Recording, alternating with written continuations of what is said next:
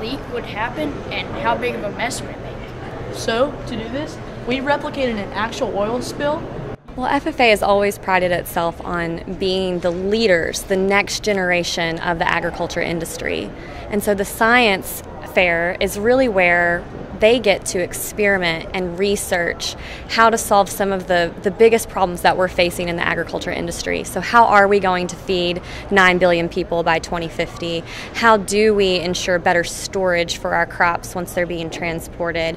How do we create crops and seeds that are drought tolerant and resistant to all the weather we see here in Oklahoma and around the country?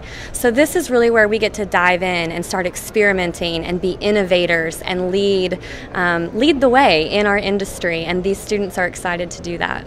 So without science, we can't have biotechnology or GMOs or anything that can help us feed the coming 9 billion people in 2050.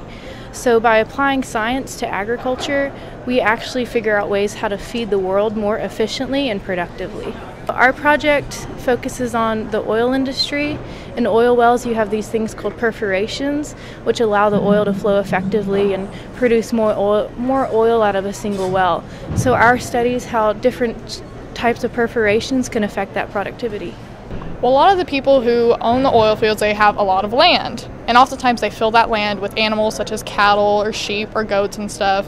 And that's where many of our high-end animals come from.